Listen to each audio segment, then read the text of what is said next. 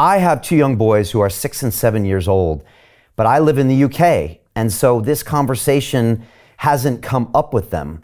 But I have to tell you, doctor, if they were able to decide to change their gender medically without my consent, I mean, I don't know how I would react. I mean, that whole concept is really foreign to me, being in the UK, now that I'm no longer in America. What can you tell me and maybe the rest of the world about the state of the union now in America of gender ideology? What is going on there on the ground?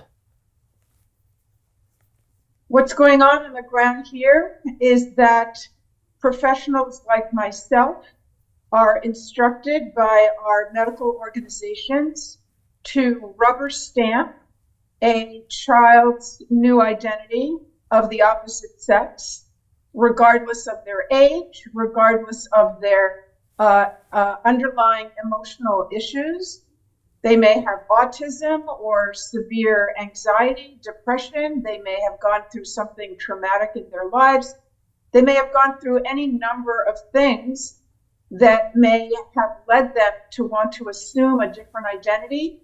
But we are supposed to, in a kind of a knee-jerk reaction, put our stamp of approval on the new identity, use the new name, the new pronouns, inform everyone in the child's life, the school, neighbors, grandparents, to celebrate the new identity and to put the kid into the driver's seat. That's what's going on in the US. And what age does this start at, and what age does this happen typically? Okay, well, you see, what's going on with the gender issue is that we have always known in psychiatry that it exists. We've always known that gender dysphoria, meaning an intense discomfort with one's sex, we've always known that that exists, at least for the past 100 years or so. But until now, there's really only been, let's say, 2 populations in which this symptom of gender dysphoria was found. It was found very rarely in young boys, mostly young boys. A majority, like 80% of the kids that had gender dysphoria were little boys prior, years before puberty. So they might have been 2, 3, or 4 years old, and they are consistently coming to their parents and saying, I'm not a boy, I'm a girl, or I am just praying to God to wake up tomorrow and be a girl. They are, they have more stereotypically feminine interests, and instead of playing with trucks, they're playing with dolls and all these kind of stereotypes. Now, those group of kids are said to have childhood onset gender dysphoria, and we know that the vast majority of them, as they grow up, they will grow out of it. So we have 11 studies from different clinics in the world that have studied these kids, even though they are extremely rare. And by rare, I mean 1 in tens of thousands, if not hundreds of thousands of people. Until 20 years ago, Brian, there were only 3 clinics in the entire world that would treat these children. 3 clinics. Now in the US, it's hard to know exactly how many we have, but we have at least 100.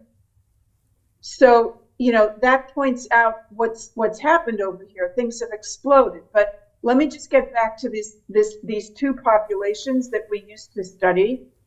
The other population were middle-aged heterosexual men who enjoyed cross-dressing. And at some point after they had their families, they got married, had families, they decided that they would like to live the rest of their lives as women or appearing as women.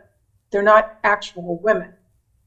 And so those were the 2 groups that we were focused on in psychiatry.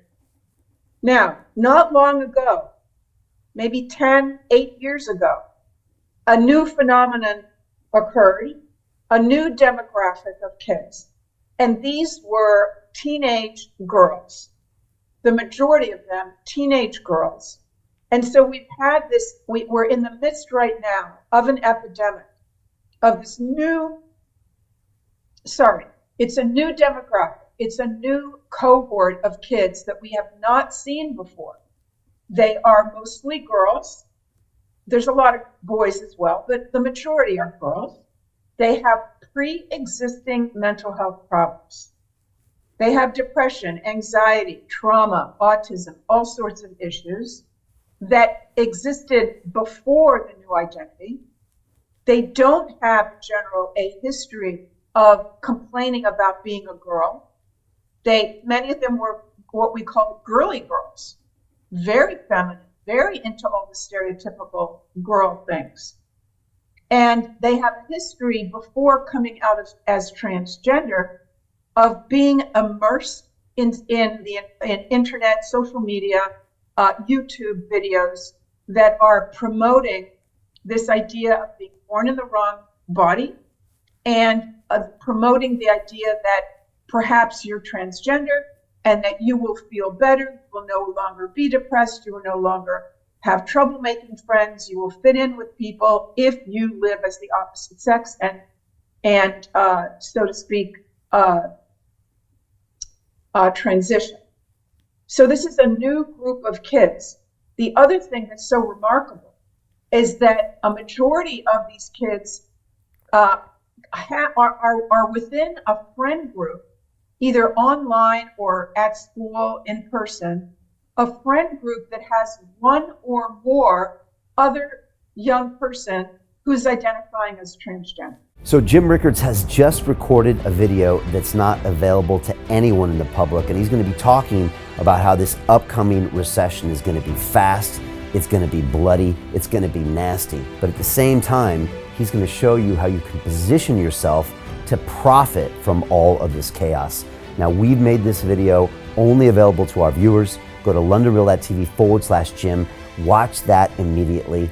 I can't say enough good things about Jim Rickards. He understands the global economic system better than any guest I've ever had on London Real. His predictions are almost uncannily true, and you can learn how to profit from his vision, from his expertise, and his understanding of economics. So go to londonreal.tv/Jim or click the link below. It's an excellent, excellent look on what's going to happen in the future and how you can position yourself to profit from that. Jim is one of the best in the business, one of my favorite guests on London Real, and he's very, very good at predicting the future and showing us all to profit from it. So click the link, and I hope you enjoy.